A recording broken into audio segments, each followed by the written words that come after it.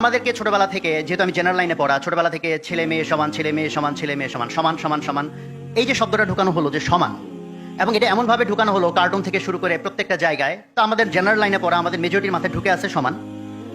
পরে গিয়ে আমরা যখন ইসলামের দিকে তাকাই বা ইসলামকে বোঝার চেষ্টা করি, আমরা এই সমান শব্দটার উল্লেখ এখানে পাই না, আমরা ন্যায্যতার কথাটা পাই। এখানে খুব প্রাসঙ্গিকভাবে ইনসাফ শব্দটা খুবই প্রাসঙ্গিক সেই জায়গা থেকে। সমতা নাকি ন্যায্যতা, এই জায়গা থেকে একটা বড় রকম গন্ডগোলের মধ্যে আমরা পড়ে গেছি যে সমতা নিয়ে কথা বলবো নাকি আমরা ন্যায্যতা নিয়ে কথা বলবো। তো একটা সিম্পল জিনিস হচ্ছে যে কিছু প্রশ্ন, ইভল কোশ্চেন, ঝামেলা তৈরি করার জন্য তৈরি করা যায়। যেমন আমি যদি জিজ্ঞেস করি হার্ট আর ব্রেইন এই দুটা কি সমান নাকি কোনো একটা ছোট কোনো একটা বড়, এই ঝগড়া যদি লাগানো হয়, এই ঝগড়াটা একটা ক্ষতিকারক ঝগড়া। কারণ হার্ট আর ব্রেইন মিলে যদি ঝগড়া করে এবং কোনো একভাবে যদি কোনো একটা জিতে যায়, ধরো হার্ট জিতে গেল, তাহলে এইটাই যদি প্রপাগান্ডা করা হয় হার্ট হচ্ছে বেশি ভালো, তাহলে ব্রেইনগুলো মনে করবে আমার ব্রেন হয়ে দরকারটা কি, আমিও হার্ট হয়ে যাই। তো বডির মধ্যে দুইটা হার্ট একটাও ব্রেন নাই, তাতে কি আমাদের চলবে কিনা, বা ভাইস ভার্সা বা উল্টাভাবে। একইভাবে একটা তালা বা একটা চাবি, ঝগড়া লাগাই দিলাম, তালা বেশি ভালো না চাবি বেশি ভালো, এই প্রশ্নটাই একটা দুষ্ট প্রশ্ন, কোনটা বেশি ভালো। কারণ যে দুইটা জিনিস সম্পূরক, তখন যদি সেটা সমান নাকি কোনটা বড় কোনটা ছোট, এই প্রশ্নটা ইভেন করা হয়, এই প্রশ্নটা একটা দুষ্ট প্রশ্ন। কারণ যদি তালা আর চাবির ভিতরে বিতর্ক করে জিতেও যায় কেউ একটা গ্রুপ যে তালা বেশি ভালো, তাহলে সব চাবিরা তালা হইতে চাইবে, তাহলে কোনো চাবি নাই সব তালা, তাতে কোনো ফায়দা আছে কিনা। অথবা জিতে গেল চাবি ভালো, তাহলে সবাই চাবি হয়ে গেল, তালারাও সব চাবি হয়ে গেল, তাহলে কোনো ফায়দা আছে কিনা। তো আমাদের বর্তমান সিচুয়েশনে এটাই একটা ইস্যু হয়ে দাঁড়িয়েছে নারী পুরুষ ইস্যুতে। নারী বেশি ভালো না নারী বেশি, পুরুষ বেশি ভালো নাকি সমান, এই প্রশ্নটাই একটা সমস্যাপূর্ণ প্রশ্ন। বিকজ আল্লাহ তাআলা নারী আর পুরুষকে ভিন্ন করে বানাইছেন, সম্পূরক হিসেবে বানাইছেন। এখন এই যে তালারা চাবি হইতে চাইবে নাকি চাবিরা তালা হইতে চাইবে, এইটা কিসের উপর নির্ভর করে? এটা নির্ভর করে বায়াস কিভাবে তৈরি করা হয়, পক্ষপাত কিভাবে তৈরি করা হয়।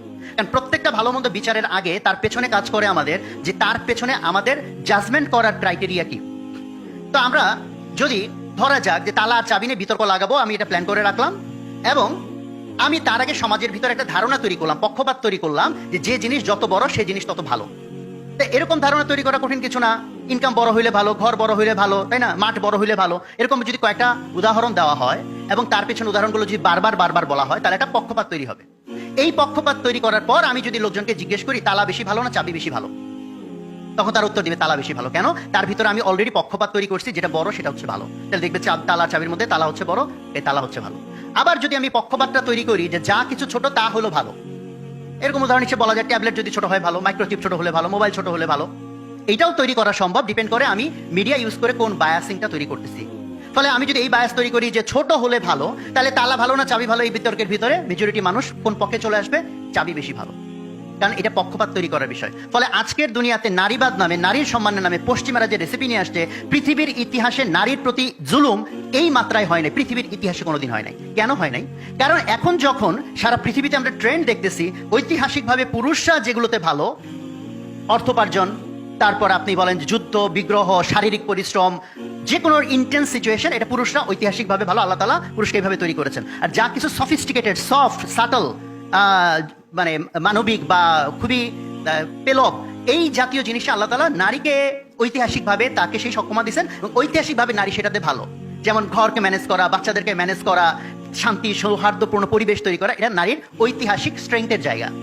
এখন সারা পৃথিবীর পুঁজিবাদ এসে বায়াস তৈরি করলো যে সারা পৃথিবীর মধ্যে অন্য কোনো কিছু তেমন কোনো দাম নাই, খালি দাম হচ্ছে টাকা কামানো, যে যত বেশি টাকা কামাবে সেটা হচ্ছে ভালো, ইনকাম করাটা ভালো, টাকা উপার্জন ভালো। পুঁজিবাদের কোর কনসেপ্ট যখন এই বায়াস তৈরি হয়ে গেল যে টাকা কামানোটাই হলো আলটিমেট জিনিস, যার প্রমাণ হচ্ছে এরকম যে আমরা যখন একজন আরেকজনের সাথে কথা বলি, ভাই নাম কি, আপনার পরিচয় কি, তারপরে জিজ্ঞেস করি ভাই আপনি কি করেন, আপনি কি করেন, এটার উত্তরে আমি বলতে পারি আমি ভাত খাই, আমি ঘুমাই। বলতে না না ভাই আপনি আসলে কি করেন, এটাতে আমরা কি বুঝতে চাই, সে কিভাবে টাকা কামায়।